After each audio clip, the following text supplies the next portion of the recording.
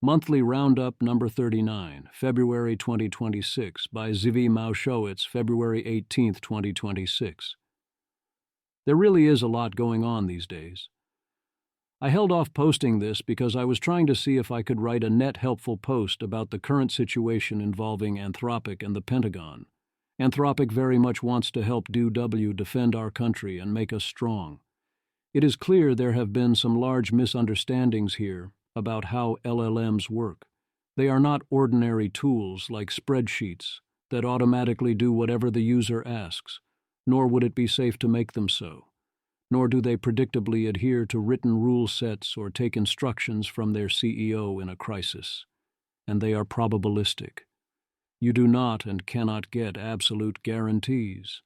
The only way to know if an AI model will do what you need in a crisis is something you needed to be do, regardless of potential refusals, and which is also what you must do with human soldiers, which is to run the simulations and mock battles and drills and tests that tell you if the model can do and is willing to do the job.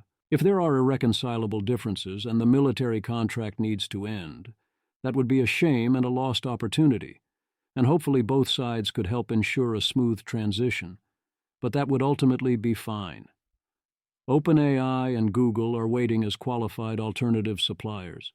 The far bigger issue is that we are now at risk of having the Pentagon designate Anthropic as a supply chain risk, the primary effect of which would be to cause expensive and severe disruptions across the defense industry and at many large companies, and impose nightmaring compliance requirements indefinitely. It would make us far less safe, would be a major norm violation, and would not address any actual supply chain risks. Everyone I have seen who has encountered this proposal and knew what it meant, knew it would backfire on America horribly if implemented. No one wants that other than our enemies. Alas, I am the wrong person to deliver a detailed message on this for many reasons, so I will simply say the above for now, and then proceed to the monthly roundup. Bad news.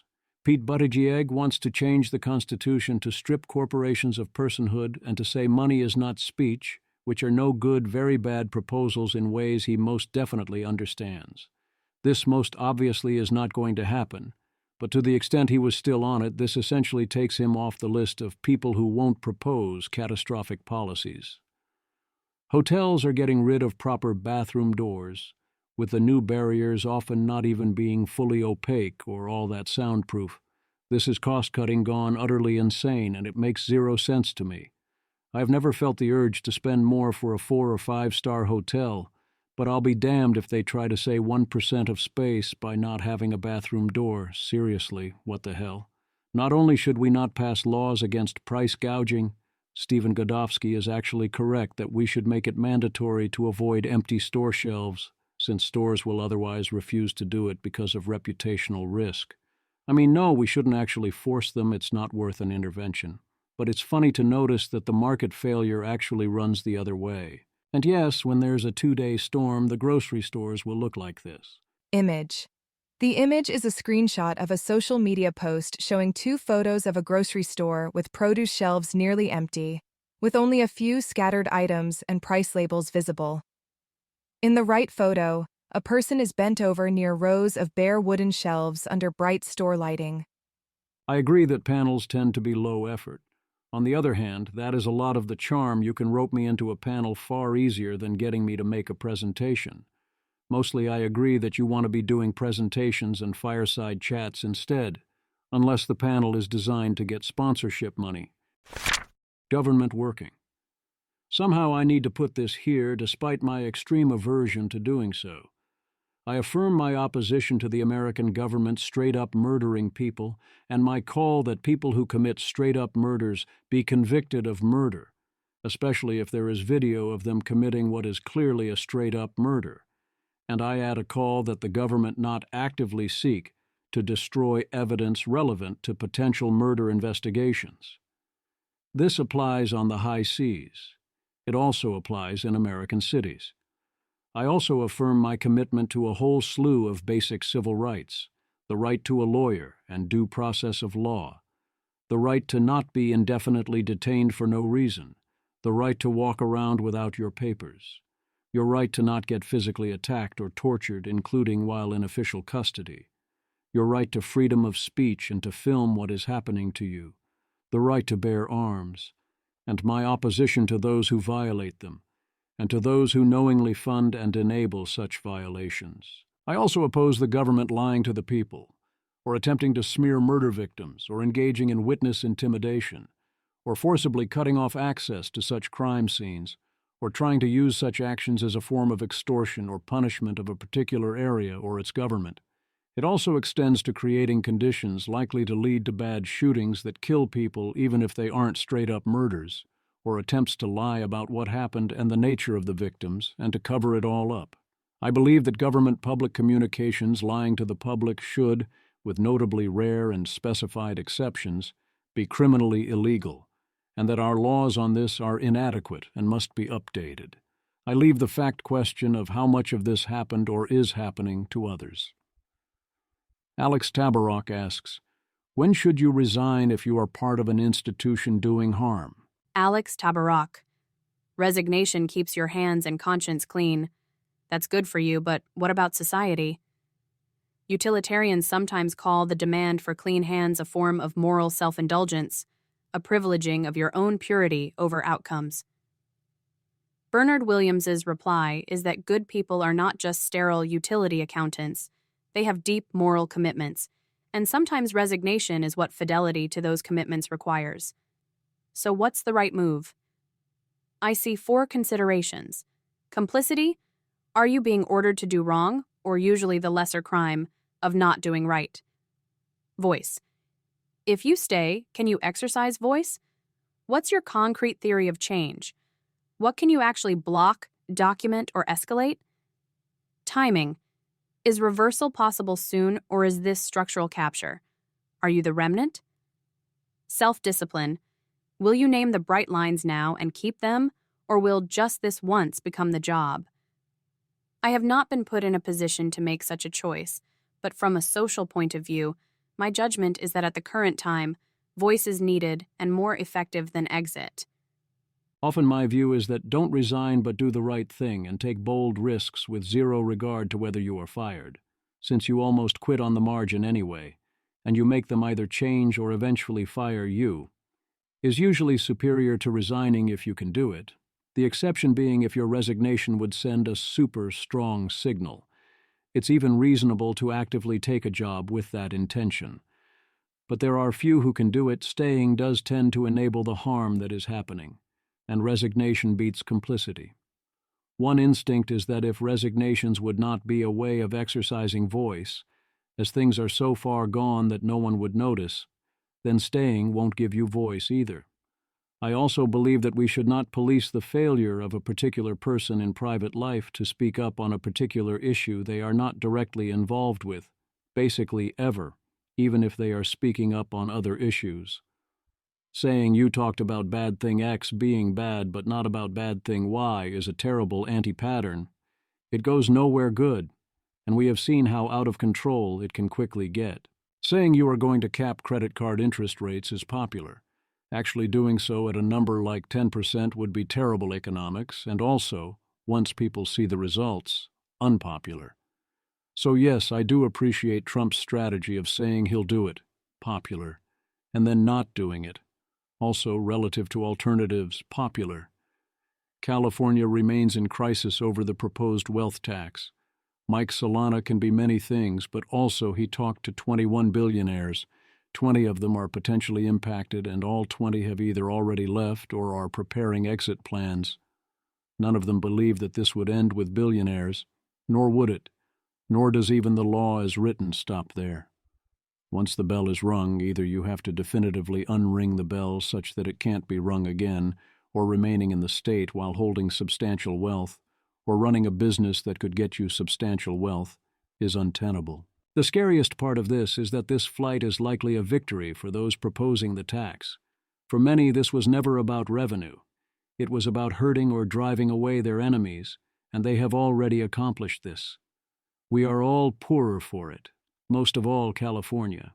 Meanwhile, Paul Graham reports unions are proposing that San Francisco tax companies if their top managerial earners get too much more money than their median worker. As he points out, there are various ways around the tax, and none of them are good for the city, nor would I add are they good for the union.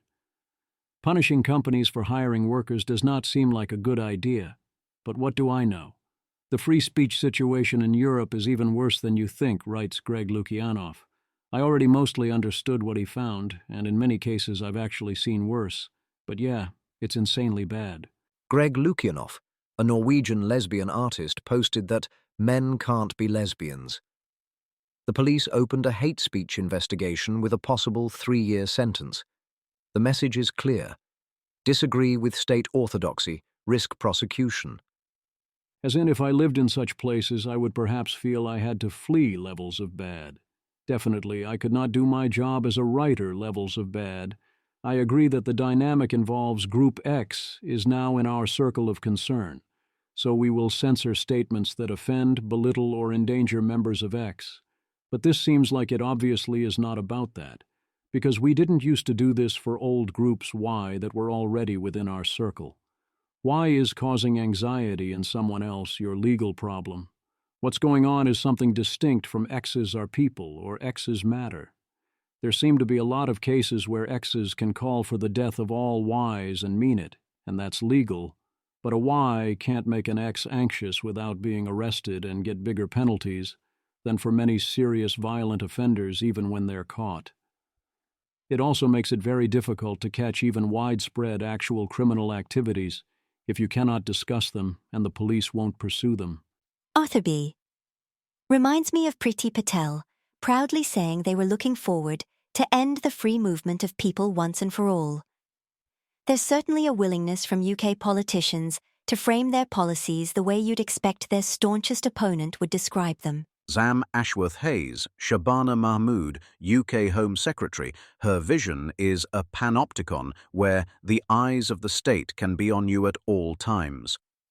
Curiously, the idea of a policy approach like jail repeat criminals is somehow less attractive than letting them predate on the public and using their behavior as an excuse to engage in mass surveillance. Your rights end with serious criminal acts, like posting dissent online. A UK judge warned jurors that if they acquit for the wrong reasons, they could face jail time themselves. If juries aren't going to be a check on power, then can we at least not waste people's time or pretend that people still have rights? The president goes around threatening tariffs any time anyone is insufficiently accommodating, problem continues. We do at least have Senator Lisa Murkowski calling on Congress to take back its constitutional authority on this. Benedict. We need a term for people who reason entirely within the boundaries of the existing law, without considering that the law itself is bad. Sam Dumitriou. HS2's £100 million bat tunnel isn't a waste of money, argues HS2 Letity's top ecologist. His argument, there was no better solution that met species protection law and reduced cost. I'd argue he has completely missed the point. The problem isn't that this was an expensive way of complying with the law. The problem is the law forces us to spend massive amounts on environmental mitigations of dubious value. Note, he doesn't argue that a bat tunnel would be the best way to spend $100 million on nature. I would say the ecologist is, in a narrow way, entirely correct. Given the existence of the law and the inability to alter that law, spending the $100 million is not a waste of money, if it is the only way to get the associated project built and the project is worth spending that extra money. Thus I'll allow it so long as you acknowledge that this is about the fact that we have an insane law and has nothing to do with protecting the bats, since the value of protecting the bats is closer to £100 and that the law should change. In this case, given the bill is a full £100 million, I would argue that is high enough that change the law is indeed a valid and right action. The working family's tax cut includes $93 billion in wealth transfers from the rest of us to seniors as a $6,000 bonus exemption. That is the opposite of working families. You can try to make excuses for the boomers, as Scott Alexander does at that link in Against Boomers, but this here is very clear outright boomer theft from the rest of us, using their stranglehold on the leadership of government under the guise of working families, There is a risk that this is radicalizing, and also that it opens the door for a, shall we say, renegotiation. If the boomer politicians and retirees think they can use the law to take our private property, what is their moral account for why they keep their own, especially when it takes the form of government benefits or tax exemptions? There is also a partisan aspect of this move, but I find that far less interesting. Australia's social media ban for those under 16 extends to Substack, which is especially a problem since Substack otherwise has no idea how old its users are, and also because this ban makes absolutely zero sense. This may not have been intentional, but until it is explicitly excluded, it's a nightmare. The Epstein Files. Mostly I am not the right person to talk about this. I am going to leave all the details about who did what to whom, or who covered what up, to others. There is one thing I think hasn't been said prominently that is worth saying, which is that I think this from Nikhil Pal Singh is on the right track but importantly wrong. Nikhil Pal Singh, translated from a Spanish paper. Epstein wasn't selling girls' bodies. He was selling the experience of impunity. The end product was not the sexual act, but the assurance that there would be no consequences. The less important reason this is wrong is that he was very much also selling the actual experience, along with the feeling of impunity. The more important reason this is wrong is that, as I understand these dynamics, he was often selling something more important than impunity. He sold compromat. That sounds backwards. Why would someone want Epstein to have the ability to blackmail them? That's the trap. That's bad, right? You lure these rich and powerful people to the island, get them to do horrible things, and then you have power. Because if you are now part of this conspiracy doing horrible things and others that know about it have this leverage over you, then, as perverse and crazy as this is, that means to types like this that you can be trusted. You've proven you won't care when others do maximally horrible things, and if you step out of line, then they can ruin you. So obviously you won't cause any trouble. You're part of the team. That also explains a bunch of other vile behaviors that seem to be emergently misaligned, designed to be maximally evil and vile, rather than because anyone actually wants to do, see, or experience a given thing. This is not an accident. Everyone involved needs to be unmasked, investigated, and prosecuted to the fullest extent of the law. If that would truly be so disruptive that our civilization would collapse, then there is a term for what must then be done instead: truth and reconciliation. R.I.P. Scott Adams. R.I.P. Scott Adams. Scott Alexander offers reflections and then his standard highlights from the comments. I thought it was an excellent post, and if I do die, I want the write-ups to similarly include both the good and the bad. I will add that. 1. I, too, greatly enjoyed the old Dilbert cartoons and his early books. 2. I was reading Adams's analysis of the Trump campaign in real time in 2016, and he absolutely figured out a bunch of central stuff everyone else missed. 3. It's not clear the extent to which Adams's overconfident and increasingly crazy predictions were real versus he was being strategic or doing his supposed hypnosis thing. 4. It became increasingly painful to read those predictions and his associated claims, and it was clear Adams was trying to copy various Trump persuasion tactics that he could spot from the outside but didn't instinctively grok well enough or have the required secondary powers to make them consistently work. 5. After that, things went increasingly off the rails, and I agree with Scott Alexander that this was centrally genuine. There's quite a lot of evidence for that along the way. I do think he was also engaging in various persuasion and hypnosis tactics as he understood them, so he would also say that which he believed was not. 6. He really did write or say a lot of things in what, to everyone but especially to someone in my culture, is the most annoying way possible. 7. What Adams called hypnosis is centrally more like NLP and sloganeering, and is only hypnosis in the sense that everything is hypnosis. It's mostly not full or real hypnosis. The thing he was doing is real and can be powerful, but it's not the same, and he often botched the execution. The full thing is real. News you can't use, but click on anyway. Are media organizations falling prey to the myopic revealed preferences of their core audiences at the expense of the long term? Musa al-Gharbi thinks so.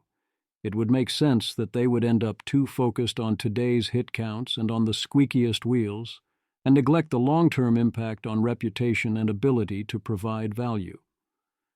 Yes, you can notice that users click on negative stories more, or those that confirm their biases and the rightness of the in-group, or provide juicy-sounding gossip, and so on. Musa al-Gharbi. With respect to brevity, simplicity, negativity, and more, evidence is building that what may be killing journalism is not that outlets don't cater to readers enough, but that they are too focused on conforming with the apparent tastes of their most engaged readers. Creating more friction between readers and the content being served up to them would not just be more healthy for our civic culture, it may be a good business decision too. But most people are running some sort of tracker in their heads about your reputation, whether your product provides value and how they feel after using it. Long-term damage accumulates. We're putting together a team. Greta Duleba gives advice on hiring a team. Her advice is, don't. Not unless you absolutely have to. Even then, try really hard not to hire any particular person, or more than the bare minimum number of people, and only do it when they're a great fit and you have a clear vision and a plan to integrate and teach everyone. You can't retire, I quit, or it was that or dip into capital. Declaration of memes. Who is in the right? r/fire. My fire journey. Wife called me loser. I am a 41-year-old male with $2 million liquid and $650,000 in retirement. I receive $75,000 a year from a royalty from a business I sold. Recently, I retired. My wife is a school teacher, which is good for healthcare. I make $125,000 a year in income off my liquid assets. Since November began, it's cold and dark early, so a lot of what I do, Monday through Friday when she's at work, is play GTA video game on THC edibles, because there is nothing else to do where I live this time of year. My wife came home early today, and I was stoned in the middle of a conversation with my GTA online friends. She told me I'm becoming a loser, but this is me during the day when she works. I admit it's immature, but we don't have kids, and I just want to chill after working a stressful job for 15 years. I make dinner, clean the house, paid for our nice house, and make twice what she makes as a school teacher from my assets and royalty income. If I want to get high and play video games when she is working, what is the problem? We take nice trips across the world in the summer when she's off. She said I'm too old for this, but there's not much else to do in the winter. I just want to chill, but I can tell she doesn't like it. Early retirement does not fit well in this society. Hawaii math. There are guys who look at passive financial security and say, sweet, now I don't have to do anything. And guys who look at it and say, sweet, this frees me up to do something important. Women prefer one of those attitudes over the other. I understand the drive to become financially able to retire, to take all the pressure off, but yeah, you can't permanently check out of doing useful or interesting things at 41 and expect anyone to stick around, or for that to turn out well for you even in terms of hedonic enjoyment. Loser is exactly correct here. A well-deserved break is one thing. Arguing there is nothing to do, it is too cold, is not going to work when the internet exists. You have a computer and can even install Claude code. That's another thing entirely, even if she wasn't going out every day to teach. Also, yeah, if you're on drugs 5 days a week, then you have a problem. Period. If she's still working full-time, then no, this is not going to work. I do think you can absolutely say, I've worked hard for 15 years to get to this point, and I need a few months fully off. But it can't be indefinite. Jones Act Watch. This is the now famous clip of Bad Bunny with captions explaining the Jones Act. Representative Ed Case, mahalo Bad Bunny for the Jones Act education break at Super Bowl. But seriously, Puerto Rico, like Hawaii and the other non-48 parts of our country, especially suffer from the jacked-up costs of living that result directly from the shipping monopoly stranglehold of this ancient federal law. Colin Grabo shares the OSG talking points on how to promote the Jones Act. They recommend 1. sharing the disingenuous claim that the maritime industry provides 650,000 jobs nationwide, that comes from counting everything that touches maritime anything in any way and attributing all of it to our banning further maritime activity. 2. Indeed, they then expand that to the outright false claim of 650,000 Americans working in the maritime industry. 3. Similar logic is behind their economic impact of over $150 billion. And they say you pound these lies over and over again. Essentially, they see you with $100. They take 99 of them and say, "Look, I am responsible for you having $1." For the first time in a while, a new ship has joined the Jones Act fleet. Dredging Contractors of America, Jones Act New Build, United States emoji, Anchor emoji, the Frederick Pop, largest U.S.-built self-propelled hopper dredge ever, 15,000 plus cubic yards, approximately 25,000 horsepower, built in Texas, working for America, January 23, 2026. Image. An aerial view shows a large industrial ship moving through calm blue-green water near a low, sandy coastline. A small tugboat travels alongside as the vessel's deck equipment and crane-like structures are visible, with sunlight reflecting off the water in its wake. Colin Grabo, ordered in 2020 for a spring 2023 delivery at a cost of $100+ million.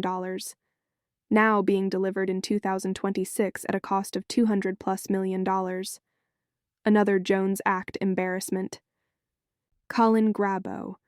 As for this being the largest U.S.-built self-propelled hopper dredge, the Frederick Pop's capacity of 15,000 cubic yards, 11,500 cubic meters, would make it the 31st largest hopper dredge in the European fleet. Colin Grabo. Here's the CEO admitting that if the vessel had been built in South Korea, it would have been 2/3 the price and constructed in half the time. Bill Walker. They could have just bought a far superior ship from the Belgians, faster and cheaper. Cristobal Colon. Length: 223 meters. Beam width: 41 meters. Draft: 15.15 meters. Loaded capacity: up to 78,000 tons of material. Maximum dredging depth: 155 meters. Pathetic. The fact that they are bragging about the unusual act of building a third-class ship 3 years late, at twice the planned already outrageous budget, is all the evidence you need that the Jones Act and Dredge Act have utterly failed in their stated objectives. It no longer surprises me when I see things like the same senator, here Ed Markey, opposing Jones Act repeal and also attacking Wamos. Protectionism almost never works, but most of the time there is at least something to protect. The Jones Act is special in that it has already killed off almost all of the American shipbuilding industry and left us with almost no ships. We are not a serious nation that handles energy on the high seas. Quite the opposite. We are a nation that has banned the handling of energy on the high seas, on the level of we ship our LNG to Europe and then import LNG back because we don't have ships that can legally take that LNG from Houston to Boston. OMP Maritime. The Jones Act fleet includes modern tankers and articulated tug barges, purpose-built to move refined products safely between U.S. ports. Built to move. Built to last. That's how a serious nation handles energy. Dominic Pino. The current number of modern LNG tankers that comply with the Jones Act, 0, protecting an industry that doesn't exist. Salmercoliano, WGOW Shipping, incorrect. Crowley's American Energy makes history as first U.S.-flagged LNG carrier serving Puerto Rico. Dominic Pino. Image. The image is a screenshot of a block of text discussing how a vessel will operate under the U.S. Coast Guard Authorization Act of 1996. A highlighted section emphasizes that the Act provides specific exemptions to the Jones Act and allows certain vessels to receive coastwise endorsements. Even in those areas where the fleet of the United States includes ships that can haul cargo, which really does not seem like something that we should be at risk of not having, yet here we are. It is vastly more expensive and available in vastly smaller quantities than it would be otherwise or than in any comparable place anywhere in the world. It is madness. It really is this simple. Joe, American Av Geek, plus Transit, Joe. Unpopular take. The Jones Act protects U.S. shipbuilding capacity, which is at record and unacceptable lows. We need shipbuilding capacity not just for warships, but ferries and freighters. That said, cutting Puerto Rico a break is also fair. Josh Barrow, if the Jones Act protects U.S. shipbuilding capacity, why is U.S. shipbuilding capacity at record and unacceptable lows? Sal attempts to explain this away, and this explanation has to be seen. Sal Mercoliano, here you go. 1. Ships Sales Act of 1946 provides Allied merchant fleets with 1,113 surplus ships from the U.S. when we could have used the opportunity to jam our shipyards with orders. 2. The U.S. assists Liberia in the creation of a ship registry akin to Panama. The latter was used to avoid neutrality laws and ship aid, particularly 100-octane gas, to the UK. Liberia, as one of the few independent states in Africa, needed economic support. 3. Marshall Plan of 1949 provides loans to counties to rebuild critical infrastructure, including shipyards, many of which adopt the prefabrication method of the U.S. 4. U.S. set up the Military Sea Transportation Service in 1949, now Military Sealift Command, to handle sealift for the depth of defense, thereby reducing its level of dependency on the U.S. Merchant Marine. 5. New cargo handling technologies are introduced, but a few, Lash, CB, roll-on, roll-off, are not commercially viable and lead to the demise of some key shipping companies. 6. Federal Aid Highway Act of 1956 leads to the creation of the interstate highway system. This reduces the need for coastal, cabotage shipping as cargo shifts to trucks. 7. The introduction of DC-8 and 707 in 1958 shifted the movement of people from rail and ship to plane. This opened up cargo capacity on the nation's rail system. 8. Colonial Pipeline 1962 saw a massive reduction in the number of product tankers needed from the Gulf of Mexico to the U.S. East Coast. 9. Vietnam War demonstrated the utility of the container ship, see the box, but the failure to invest a new program to sponsor ship construction until the MMA 1970 allowed Europe and Japan, using some of those protectionist methods you oppose, to surpass the U.S. 10. The 1980s saw the end of construction differentials under the Merchant Marine Act of 1936. This witnessed the end of ship construction for ships in the international trade, as the U.S. Navy wanted to ship construction of their 600-ship Navy exclusively into private yards. But the end of the Cold War saw U.S. yards lose not just commercial, but also military business. So to summarize, 1. We didn't hold other countries for economic ransom in 1946. How dare we? 2. Liberia has a ship registry. 3. We helped other countries have their own shipyards. How dare we? 4. The Military Sealift Command uses its own ships. 5. Cargo handling techniques were introduced that were not commercially viable, so key shipping companies died. 6. The interstate highway system reduced shipping demand. 7. Airplanes reduced shipping demand and opened up rail capacity. 8. The Colonial Pipeline reduced demand in 1962. 9.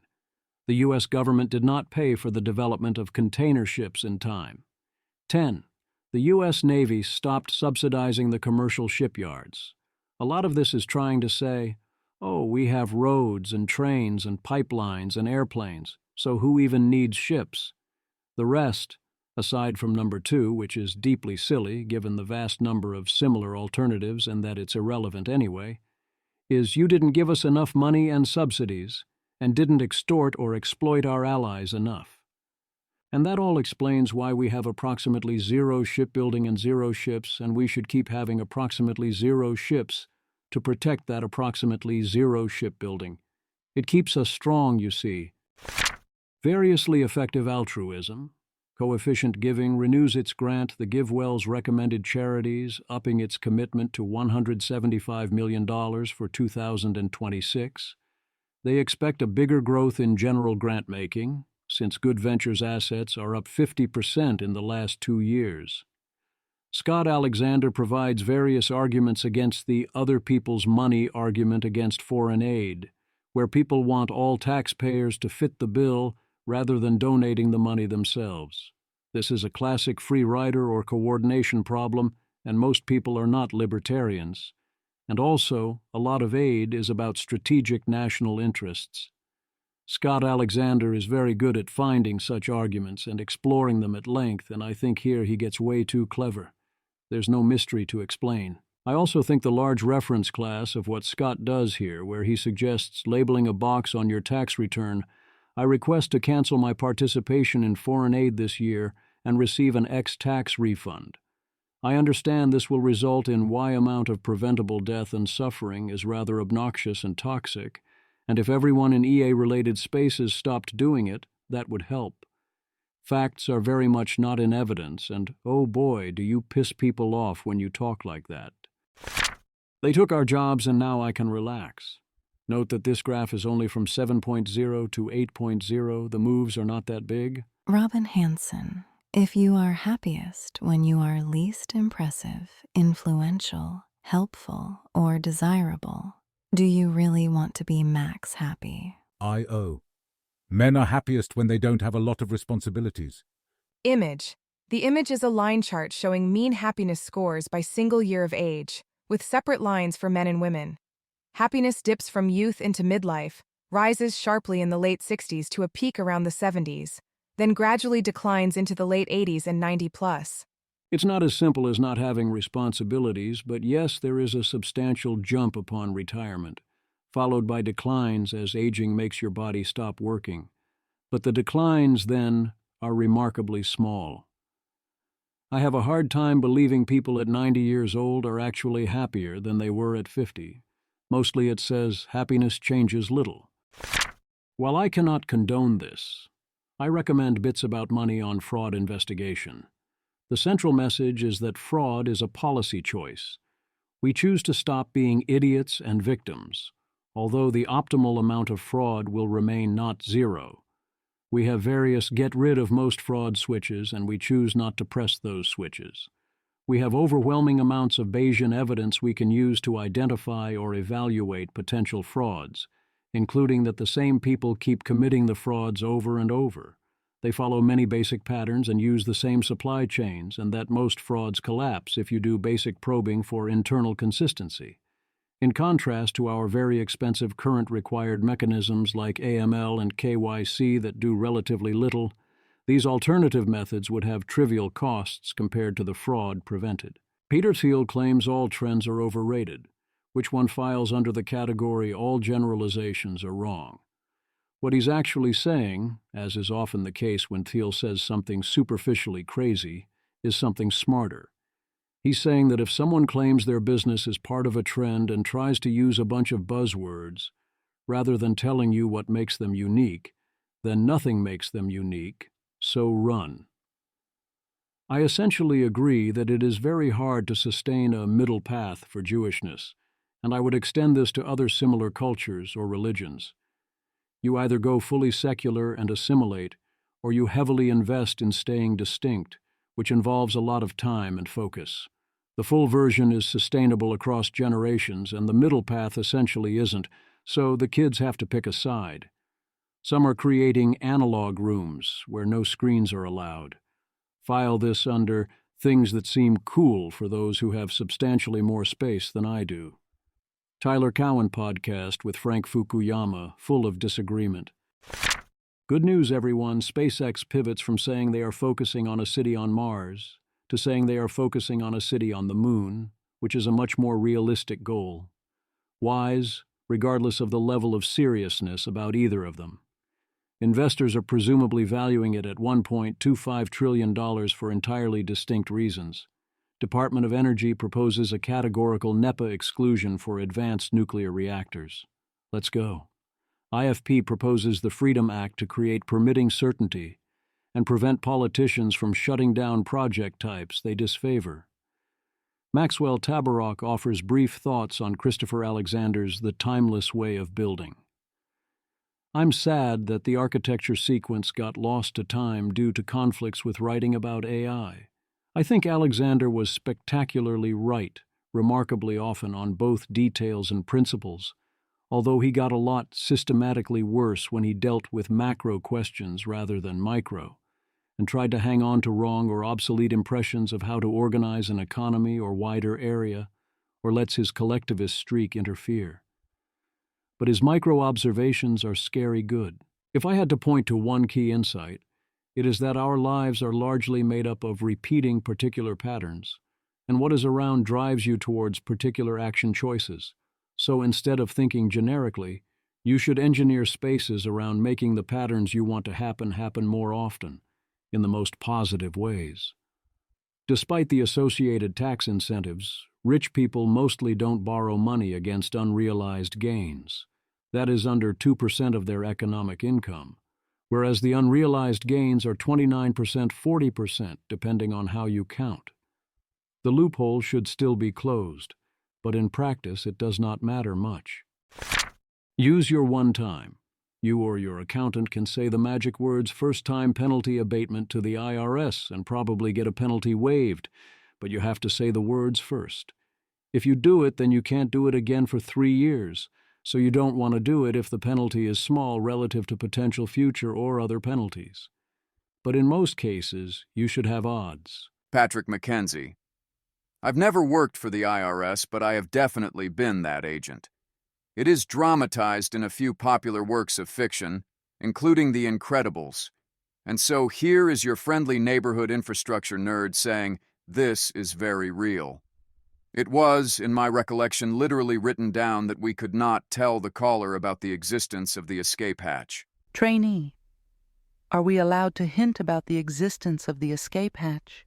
Trainer, the rule is you are not allowed to tell the caller about it. Trainee, that didn't answer my question. Trainee, didn't it? Moving on. I was nowhere near sophisticated at reading subtexts at the time in life, where I took that training to understand that different people in the room understood the trainer differently.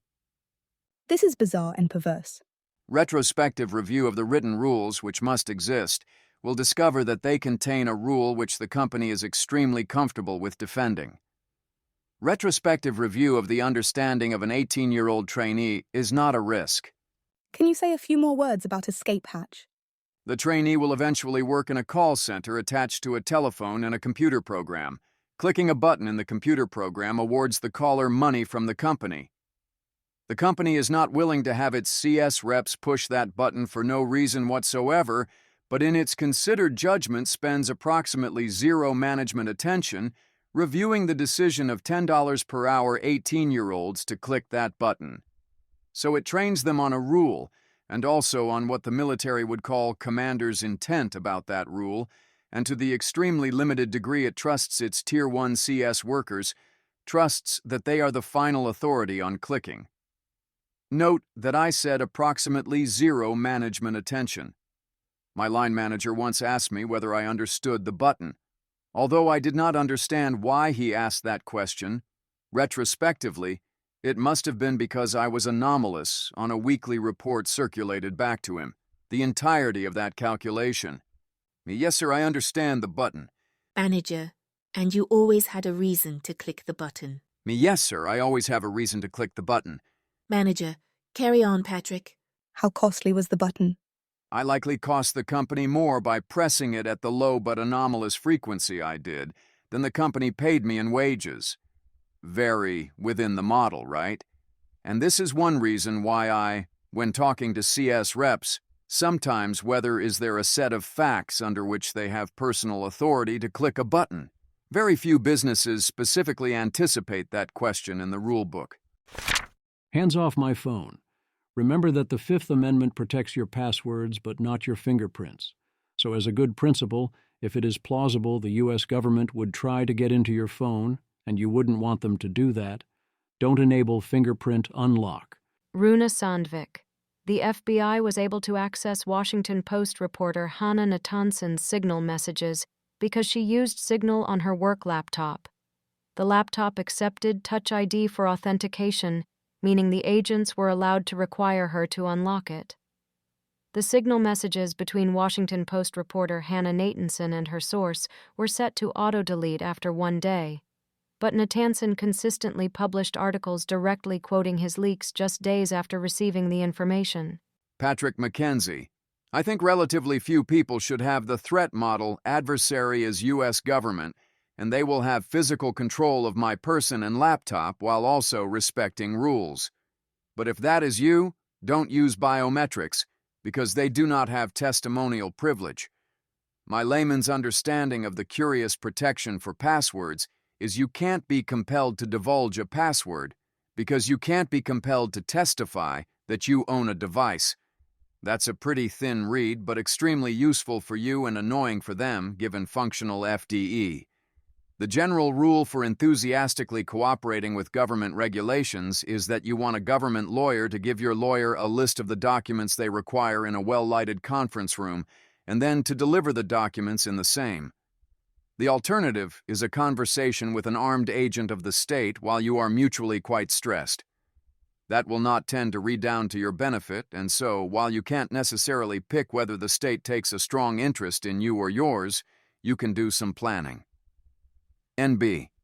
This was part of the reason Uber had a turn off all access from orbit button for their local offices. Some people, when they heard Uber had that plan, were furious that it was trying to stymie legitimate investigations into business practices. I felt differently. Oh, implicit context. The purpose of that button was a local office could, for example, slack the security team, "We're being raided," and the security team would respond by remote locking approximately everything. Paul Roals. Triple-click on the side button on an iPhone disabled Face Unlock, and then you have to use a password. Quick, fast, before any interaction with anyone official. Patrick McKenzie. Worth knowing that when the feds are serious about this, they can start the interaction with a flying tackle or other physical contact to make it difficult with you to actuate devices. Fun theory. Let's face it. Church and synagogue and other religious services are usually boring. Doing the same exact thing week after week, modulo the sermon, is a tough ask, and it's a much tougher ask now that we all have options. Based in Christ, church attendance has tanked over the past 40 years, though no one wants to admit it or talk about it. I think a big part of the reason for this is that people simply find church services boring, even the megachurch concert ones. But no one really wants to talk about that either. Andrew Fleischman. The alternatives to church used to be a lot less fun. Sanjay Nadaraja. Not necessarily fun, but distracting and engrossing. Kelsey Piper. I suspect this is usually why people do less X than in the 1960s for a wide range of X from church to sex, to reading to parenting. A bunch of people point out that services are not supposed to be fun. I agree, but fun is not the opposite of boredom. If the service was actually moving you, if you cared about what you were saying, it wouldn't be boring. Then you miss out on all the other benefits of having a shared community and ethical system, regardless of what you think of the religious beliefs themselves. I also saw people complaining about how church used to last an hour, and now it is often 90 minutes. Can't have that. Got to keep it short and make it count. Good advice. Remember to reverse any advice you hear, but especially reverse the lies. Kate Hall highlights the lies I used to tell myself, and I can confirm they are indeed lies. The full description is worthwhile, but the list is: 1. What doesn't kill you makes you stronger. 2. When you know, you know. 3. If it were a good idea, someone would be doing it already. 4. If it's worth doing well. 5. If you like your job, you're doing something wrong. 6. All people are insane. They will do anything at any time, and God help anybody who looks for reasons. 7. Money can't buy happiness. 8. Intuition is fake and rationality solves everything. There's some truth in all of them, and there's a time and a place where each will be the right thing to say in the particular moment. But all 8 are also importantly false. The full negation of all 8 would each also be false. Kate also links to this 54 Things list of claims by Mario Gabriele. She found herself mostly nodding along except for number 33. I found it much more of a mixed bag. My instinct is that it is useful to skeptically think about such lists and ask where you do and don't agree and why, and what the list overall says about the person, and thus about the items on the list.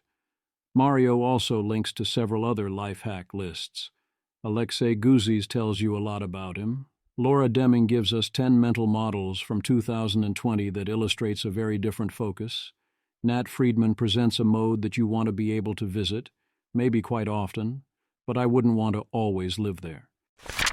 For your entertainment, as others have proposed before, what about choosing movies via swiping and then listing which movies everyone agreed upon? This doesn't optimize because degree of preference matters, but it captures 80% plus of the requirement that everyone be down. I think you want to risk making this a little more complex and having more than 2 choices. For example, swipe up and down as well for hell yes and hell no. And a hell yes cancels out a soft no if someone isn't abusing it. Film revenue has fallen dramatically, and streaming as the new DVD or VHS is not making up for that much, although we're seeing a recovery as streaming continues to grow, and perhaps the worst is over. Image. The image is a stacked area chart titled Combined U.S. Film Revenue by Source, 2000 to 2024, showing inflation-adjusted revenue broken into box office, DVD, VHS, streaming, and broadcast.TV licensing. It shows DVD, VHS peaking in the mid-2000s, then collapsing, streaming rising sharply in the late 2010s into the 2020s, and total revenue dipping around 2020 before partially recovering. As I've seen a lot more movies both at home and in the theater, I grow increasingly confident people underestimate theaters. Use the big screen, Luke. Matt Damon explains that Netflix movies have to reiterate the plot 3 to 4 times because people are on their phones and their action movies need set pieces in the first 5 minutes. Film students have such terrible attention spans and so little interest in actual films that it is increasingly impossible to get them to see a film at all, and good luck getting them to stay off their phones and pay attention. I did not realize how bad things had gotten. What I find most confusing is that these are film students who want to study film and make film, and they still can't do it. I do sympathize with the complaint that old movies can be painfully slow, but when a film student literally can't name a film they watched recently, have only watched Disney films, or can't sit through a showing, maybe go do something else. Professors are split as to whether to accept this or try to help students fix it. I strongly endorse the later strategy. A common theme of movies set in either authoritarian regimes or in the past is that living under authoritarian regimes or in the past kind of really sucked a lot. As Matthew Iglesias points out, everyone everywhere has problems, but you'd much rather have liberal democracy problems of family drama and anxiety in the style of sentimental value in a modern liberal democracy than you would have the problems of Hamnet, where your children can't get medical care, and you can't communicate with your spouse easily when you have to live apart, or in Secret Agent when you're in an authoritarian regime. A very strong endorsement of the memoirs of U.S. Grant. And here's a great anecdote. Plur One Bus. To not be left behind, I watched the first season of Plur One Bus. It is intentionally extremely slow, including an entire first half hour or so that I would have cut outright. If this wasn't by Vince Gilligan and something people talk about, I don't think I make it out of episode 1. I'm mildly glad I stuck it out. As others have noted, it cares more about particular characters than its overarching plot. I was disappointed that they did what media often does now, which is take a potentially interesting philosophical or moral question and then give one side an increasing set of reasons why, oh, obviously they're wrong.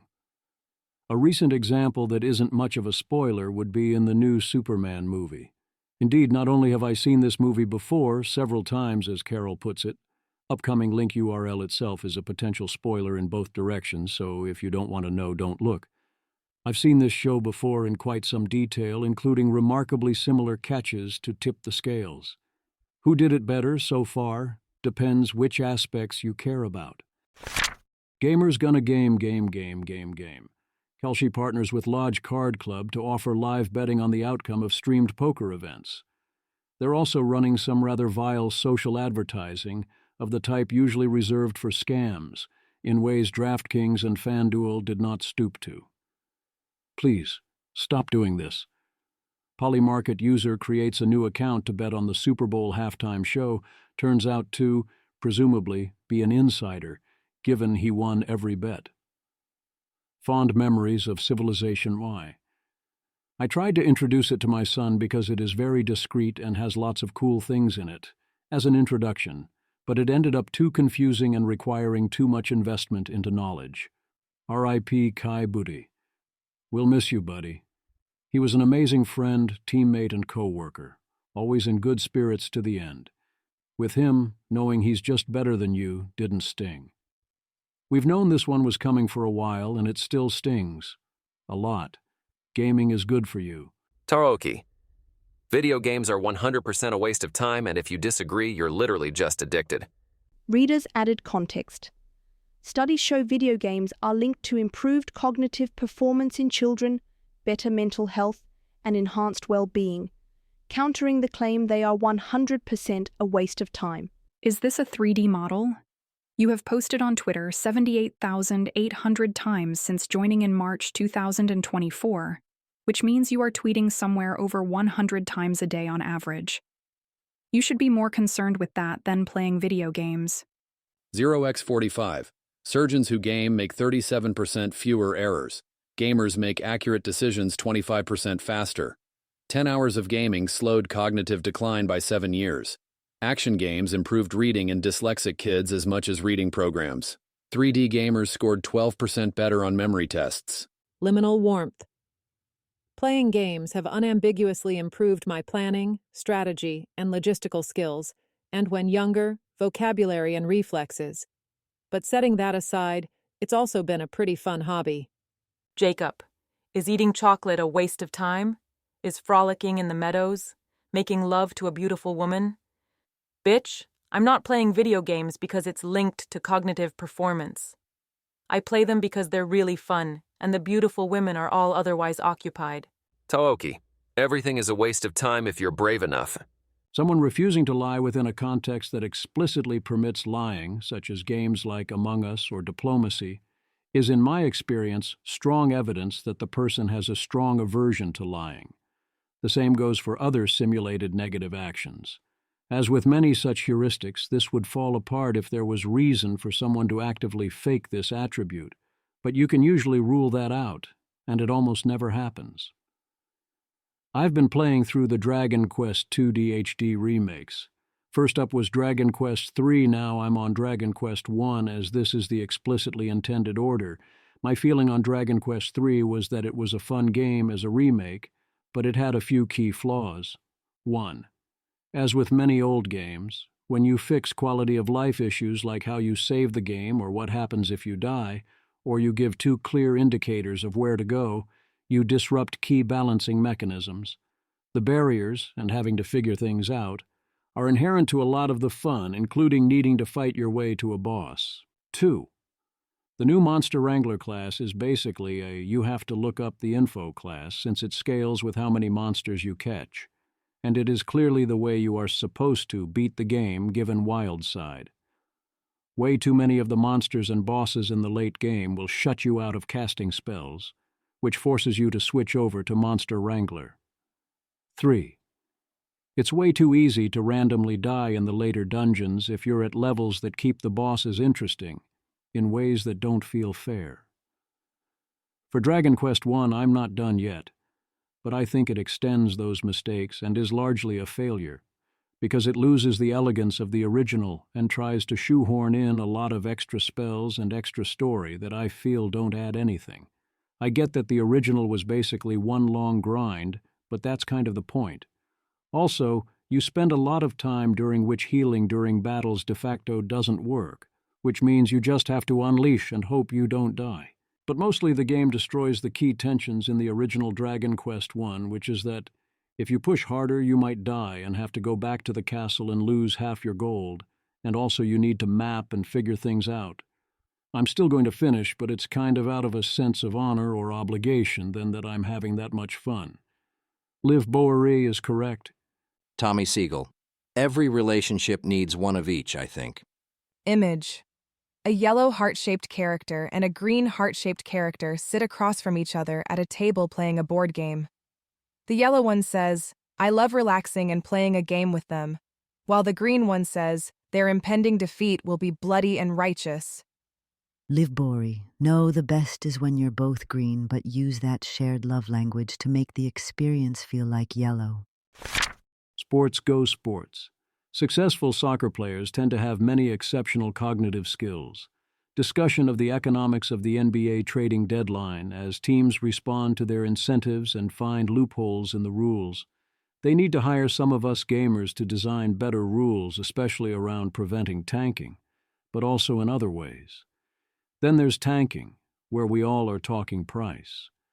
Everyone agrees that NBA teams that can no longer compete are under no obligation to maximize their chances of winning more games. But how far should we let them go to lose as many as possible? What is ethical versus unethical tanking? Full court pass. There is some irritation in the league about tanking teams trading for injured players, per Brian Windhorst.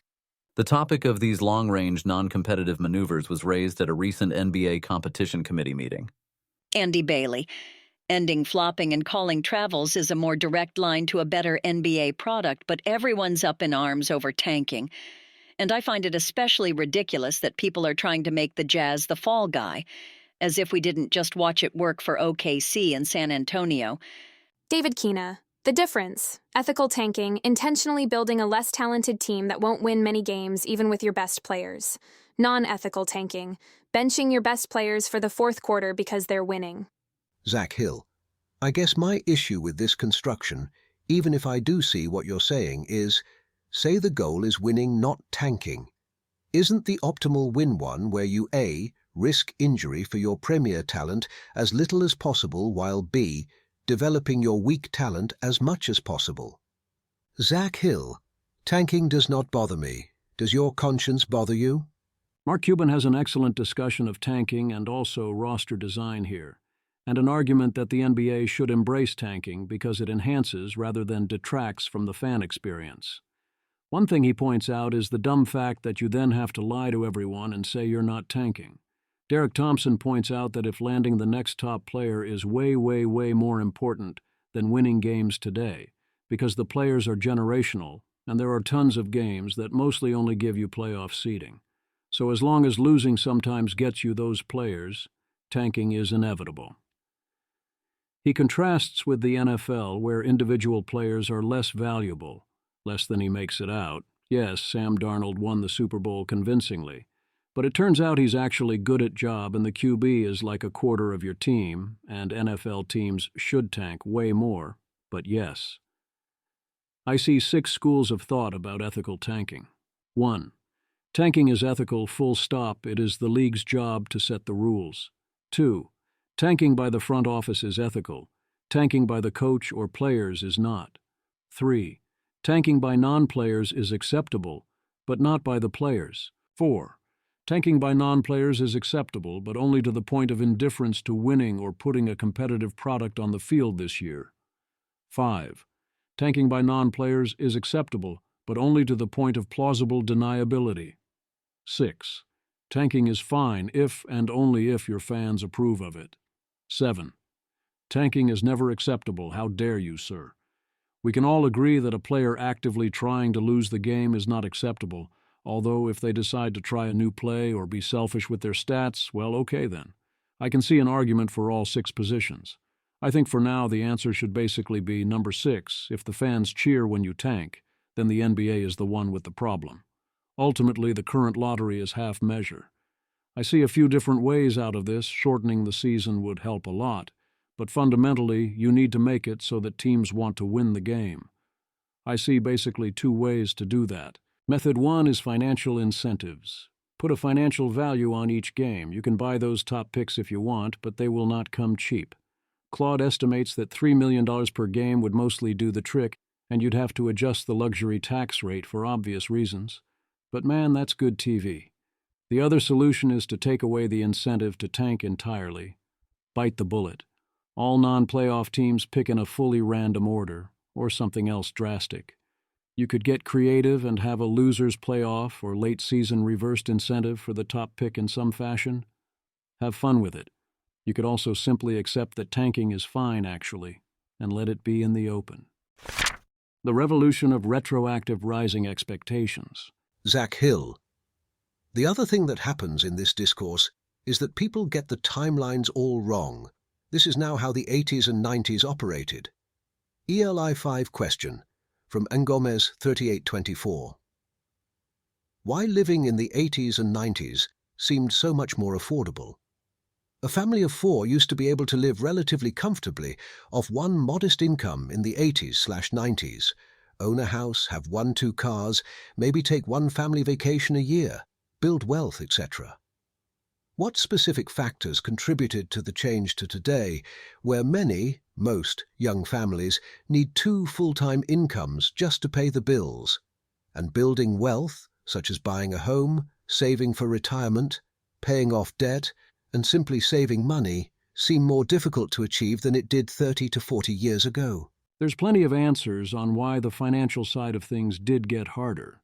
I discussed this in The Revolution of Rising Expectations, but a lot of it's simply that people are wrong about how things used to be. Jordan McGills argues that what is driving the middle class feeling poor is that there are too many upper middle class people. He calls this the Great Decomposition, saying the gap between 50th percentile and 80th percentile in particular has risen and bites hard. I was promised spying cars. If X inevitably leads to Y in practice, then you can either choose approximately X or Y. Tyler Cowen. And even if you think that spyware could make those cars a security risk in Washington, D.C., due to spying possibilities, I am less worried about their proliferation in Quebec and Nova Scotia. Keep them out of Ottawa if need be. Yeah, you can't do that. You can't have cars that are fine in Quebec and then not legal to drive into Ottawa. You have to pick a side. That's the same as you can't say, oh, we will build AI that can do bad thing, we just won't use it for bad thing. Whether that's autonomous killer robots or deepfakes or whatever else you happen not to like. Doesn't work that way, especially given open models. You mostly either build it or you don't. Prediction market madness. Unusual Whales has launched a tool to scour Polymarket for unusual activity and suspected insider bets. Joe Weisenthal predicts this will be a goldmine for spoofing, as in people make trades to pretend to be insiders. My guess is that there will be a lot less spoofing than the equilibrium would suggest because people don't do things and no one will expect in their gut that it will work. But yes, it will happen eventually. It is cheap to try this, and the gains can be very large, either in the form of I trick people into following and then trade against them, or I trick people into trading on that basis elsewhere for orders of magnitude more money, and I trade against them theirs, or even I convince people that X is going to happen, and this changes events. It will be very funny. The way there wouldn't be spoofing is if there is already enough natural spoofing, as in people who look like insiders but do stupid things for dumb reasons to make insider bets not trustworthy. But so far we've seen that insider bet signals are, while not reliable, actually pretty good. Vitalik Buterin is worried about the state of prediction markets as they converge mostly on short-term dopamine-heavy bets like sports and crypto. He points out you need someone to lose money, which means one of 3 ultimate sources. 1. Naive traders. People with dumb opinions who bet on totally wrong things. 2. Info buyers. People who set up money-losing automated market makers to motivate people to trade on markets to help the info buyer learn information they do not know. 3. Hedgers. People who are negative EV in a linear sense, but who use the market as insurance, reducing their risk. I would add 4, manipulators, people who lose money in order to try to change the market price. 5, motivators, people who bet in order to change their incentives. These are extreme descriptions. 1. You merely have to be bad enough that you lose money, not totally wrong. 2. You can subsidize in a wide variety of ways. AMMs are only the crypto default, and there are reasons other than info to want to subsidize a market. 3. Hedging includes arbitrage, including statistical arbitrage. Nut basically yes. Either you have traders who get beat who are hedging or who are subsidizing the market or who are manipulating prices or themselves. I think it is inevitable that the bulk of the volume will be where there is the best product-market fit, and it will be on places where the information is not so socially valuable, like sports and crypto, over short time horizons. I also think this is fine, as it serves several purposes. 1. It draws in liquidity and eyes, which can then be directed elsewhere. 2. It creates an incentive to draw in eyes or improve reputation by providing socially valuable markets. As in at Equilibrium, Polymarket, and others should be creating some markets that are money-losing, but that function as brand building and advertising. Polymarket should want to be the front page of the information system, where you get the real news. On method of subsidy, the advantage of AMMs is that they are predictable, easy to implement, and come with various nice assurances. The problem with AMMs is that most of the subsidy often ends up wasted, because you get run over and make dumb trades and don't get to capture much of the benefits of two-way volume. The AMM is a deeply dumb trader. You can and should do better by doing something smart that can fall back in a pinch on something dumb. The lighter side. Scott Alexander. In a recent article on the AI apocalypse, Gareth Watkins of New Statesman condemns me for a statement I made in a SSC post. I described Kelsey Piper's difficulty interfacing with doctors to renew her Adderall prescription, and said it decreased her effectiveness 20% and therefore cost approximately 54 billion lives. He says that this is the kind of thinking that is considered serious by rationalists and why Sam Bankman-Fried was able to justify security fraud. I'm proud of my work reminding my friends to take their medications, but this statement was a joke. For example, there are only 8 billion people in the world, and even Kelsey probably cannot save each of them more than 6 times. I request a correction. Kelsey Piper. Actually, it's kind of a Buffy the Vampire Slayer situation where the world faces an apocalypse every month or so, and I personally prevent them all. Well played. CEO of Huawei refuses to stop using expression, "It's my way," or the Huawei. Ryan Peterson, legend. I find it annoying to have to tell people this, and yes, you can trust BLS data. Maya, it's all happening on Blue Sky. Mueller, she wrote. Remember, the shitty jobs numbers you see from this administration are their fake numbers. The real numbers are much, much worse. Matt, darling, I don't think this is right. BLS leadership continues to be composed of BLS veterans. Mueller, she wrote. BLS chief was fired a few months back and federal data infrastructure has been gutted. You can trust numbers out of this administration if you like. I do not. Erica McIntyre. Person who was fired here. You should still trust BLS data. The agency is being run by the same dedicated career staff who were running it while I was awaiting confirmation from the Senate. And the staff have made it clear that they are blowing a loud whistle if there is interference. Jackanek.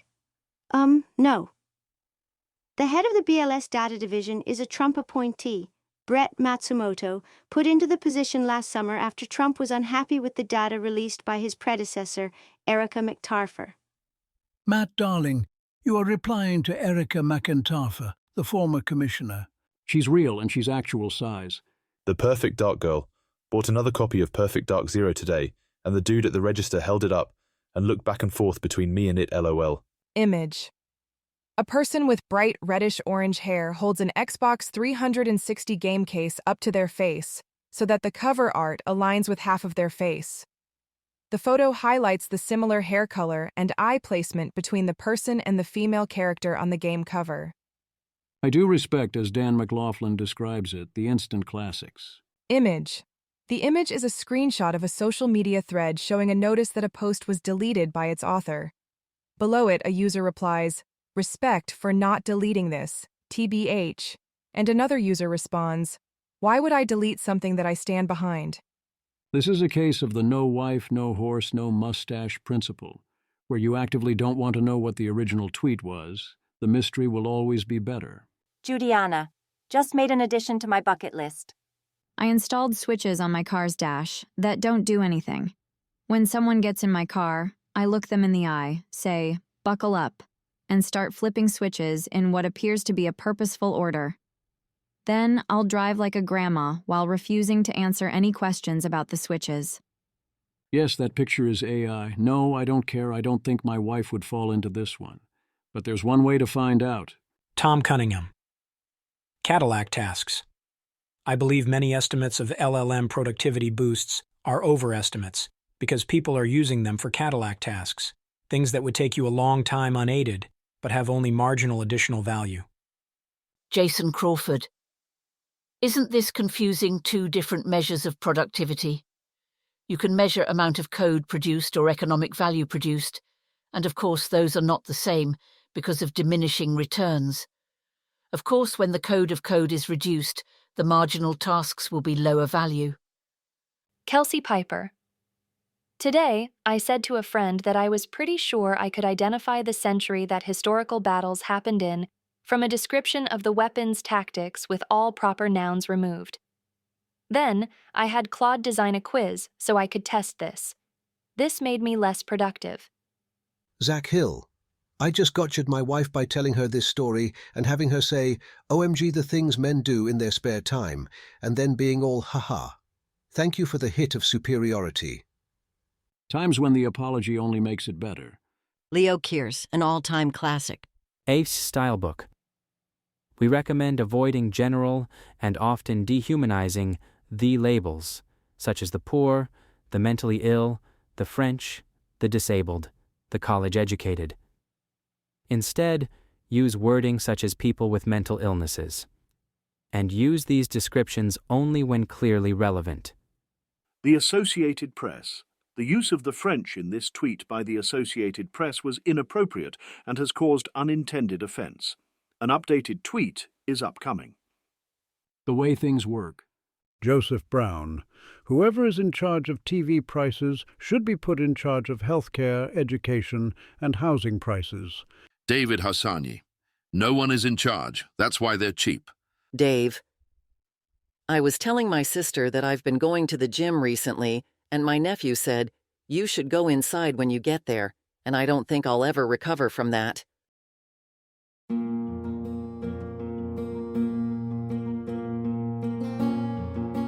This has been an episode of the Don't Worry About the Vase podcast. If you enjoyed this podcast, please visit thezv.substack.com to support the author. If you enjoy having AI-narrated episodes, please note this is a listener-supported podcast. To receive new posts and support the cost of creation, consider becoming a subscriber at dwatvpodcast.substack.com. Thanks for listening.